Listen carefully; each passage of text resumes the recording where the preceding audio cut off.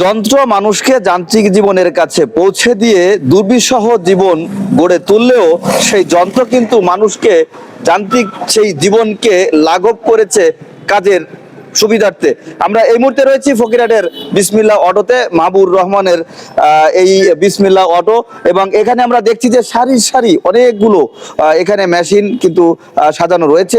এই সামনে যে মেশিনগুলো আপনারা দেখছেন এগুলো হচ্ছে ট্রাক্টর, অর্থাৎ সেই প্রাচীন আমলে একটি গরু আর তার পিছনে রাখাল এবং হাতে গুটি ধরা থাকতো লাঙলের, যেভাবে চাষ করা হতো সেই চাষ কিন্তু এখন গরুর বদলে এখানে চলে এসেছে।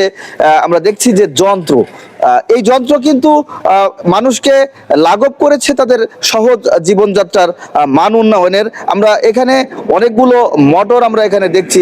একসময় মানুষ গরুর জন্য কুটা অর্থাৎ খড় কাটতো হাত এবং বটি, কিন্তু আমরা এখন এখানে দেখছি যে সেই খড় কাটারও কিন্তু আসলে মেশিন বের হয়েছে, এবং এই মেশিন শুধু এই যন্ত্রটির মধ্যেই সীমাবদ্ধ না, এই পাশেও রয়েছে মোটর। মোটর ঘুরবে এবং এই মেশিনটি ঘুরবে, এবং সেখান থেকেই এখানে বিভিন্ন কাটার রয়েছে, সেই কাটারের মাধ্যমে এই খড়গুলো কাটা হচ্ছে। আমরা চলে যাচ্ছি সরাসরি মাহবুব ভাইয়ের সাথে, আমরা তার কাছে এই মেশিন সম্পর্কে একটু পরিচিতি নেব। মাহবুব ভাই, আপনার কাছে কি কি মেশিন আছে? আমার কাছে আছে জমি চাষ করা মিনি পাওয়ার টিলার এবং খড় কাটা কুটো কাটা মেশিন, চায়না এবং চায়না ছাড়াও আমাদের দেশি পণ্য, এবং আপনার ধান কাটা অনেক ধরনের মেশিন আছে, এবং ধান মাড়াই করা অনেকগুলো মেশিন আছে। আমরা একটু বলতে বলতেই আমরা একটু ভিতরে যাচ্ছি। ভিতরে অনেক বড় বড় দানবাকৃতির মেশিন আমরা এখানে দেখছি। এই দানবের নাম কি? এটা কি মেশিন? ধান কাটা মেশিন। এটা ধান কাটা মেশিন। এটার প্রাইস কেমন? এটা প্রাইস 2 লক্ষ টাকা। 2 লক্ষ টাকা। দিনে কত বিঘা ধান কাটা সম্ভব? এটা দিনে 10 থেকে 15 বিঘা ধান কাটা সম্ভব। মানে শুধু চলবেই, আর কাটবে, শুধু কাটবে। আচ্ছা আচ্ছা, আর কি কি মেশিন আছে? এটা চায়না উন্নত মানের চায়না কুটো কাটা মেশিন আছে এখানে। এটা উন্নত মানের চায়না কুটা। কনভেয়ার এবং নন কনভেয়ার কুটো কাটা মেশিন আছে। এটার প্রাইস কেমন? এটার প্রাইস 30,000 টাকা। 30,000। নন কনভেয়ার আলাটা 35,000 টাকা। আসলে সেই বটির যুগ কিন্তু চলে যাচ্ছে। মানুষ এখন সহজ ভাবেই তাদের জীবনযাত্রার মানকে উন্নয়ন করছে মেশিন দিয়ে। এটা কি? Gasoline water pump. এটা পানি সেচ করে বিভিন্ন জায়গায় হাতে করে নিয়ে যে কোনো জায়গায় বসাই দিয়ে পানি সেচ করা অতি সহজ এবং সুন্দরভাবে পানি ওঠে, অত্যন্ত ভাবে পরিপূর্ণভাবে হেভি ভাবে পানি ওঠে। এটাই আমরা এক সময় দেখতাম এই পানির যে পাম্পগুলো ছিল তা ছিল দমকল, এবং একটা দমকলের অনেক ওজন ছিল। সেটিকে বহন করতেই 3 থেকে 4 জন লোক লাগতো, মাঝখানে বাঁশের মাঝখানে বেঁধে কাঁধে করে মানুষ নিয়ে যেত। সেই জায়গা থেকে কিন্তু তারপরে চলে এসেছে সিঙ্গেল মেশিন। এক সময় দমকলের সিঙ্গেল মেশিন আমরা দেখেছি, আর এখন কিন্তু তার থেকেও ছোট যে পেট্রোল জেনারেটর। এটা কি পেট্রোল চালিত পেট্রোলের যে জেনারেটর, ছোট সাইজ, সেই মিনি সাইজের মতন। আমরা এই পাশে আর একটা মোটর আমরা দেখছি যে এখানে একজন ভাই এখানে কিনতে এসেছে। আমরা এই মেশিনটি কি, এটাও কি পাম্প? এটা 2 ইঞ্চি পাম্প। জি, ওটা 3 ইঞ্চি ছিল আর এটা 2 ইঞ্চি পাম্প। ওটা 3 ইঞ্চি, এটা 2 ইঞ্চি পাম্প। ভাই আপনি কিনেছেন? জি। আপনার বাসা কোথায়? নলদা। খুব কাছাকাছি। জি জি। এই পাম্পের বৈশিষ্ট্যগুলো কি বা বিশেষত্বগুলো কি? আপনি দমকল বা মোটর বাদ দিয়ে আপনি এইটা কেন কিনলেন? ফার্স্ট অফ অল এটা হচ্ছে অনেক হালকা, যেটা পরিবহনে খুবই সুবিধা হবে। মনে করেন একজন মানুষই নিয়ে যাইতে পারবো। আর হচ্ছে কি ডিজেল ইঞ্জিন থেকে অনেক হালকা হওয়ার কারণে দেখা যাচ্ছে একজন লেবার দিয়ে কাজটা করে দেখাবেন ইজিলি নেওয়া যাবে।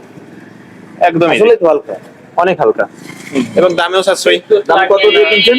দেখা যাচ্ছে 10,500-এর মতো হয়ে যাচ্ছে, কিন্তু আমার ওইটা কিনতে গেলে দুইটার দামে একটার দামে 2টা হয়ে যাচ্ছে। মোটর না কিনে, মানে ইলেকট্রিক মোটর না কিনে আপনি এটা কেন কিনলেন? এখন মাঠের ভিতর তো সবার তো আর ইলেকট্রিকও নেই বা সোলারও নাই, তো সেক্ষেত্রে যারা ছোট চাষি আছে তাদের জন্য এটাই বেটার। মানে তার মানে হচ্ছে যেখানে বিদ্যুৎ পৌঁছায়নি সেখানে কিন্তু পেট্রোল বা অকটেন বা ডিজেল চালিত মেশিনের উপরে আমরা নির্ভর করে থাকি, কিন্তু ডিজেলের মেশিনের যে ওজন, সেই ওজন থেকে মানুষ কিন্তু এখন খুব, যেহেতু বলেছি যে মানুষ এখন কিন্তু স্বাভাবিক জীবনযাপনে ফিরে যাচ্ছে, তার মানে হচ্ছে প্রযুক্তির সাথে তারা কিন্তু আসলে প্রতিনিয়ত তাল মিলাচ্ছে, যে কারণে তাদের জীবনযাত্রার মান সহজ হচ্ছে। আর সে কারণেই কিন্তু তারা সব মানুষই চায় যে আমি ওজন বহন না করে ওটাকে কতটা ওয়েটলেস হিসেবে আমি ব্যবহার করতে পারি। প্রত্যেকটা জিনিসেই কিন্তু এখন আসলে ওয়েটলেসে চলে আসছে। সেই সাথে তাল মিলিয়ে কিন্তু এই যে কোম্পানি, তারাও কিন্তু এই মেশিনারিজ তৈরি করছে ওয়েটলেস হিসেবে। মাহবুব ভাইয়ের তো আসলে দোকানে আরো অনেক মালামাল রয়েছে।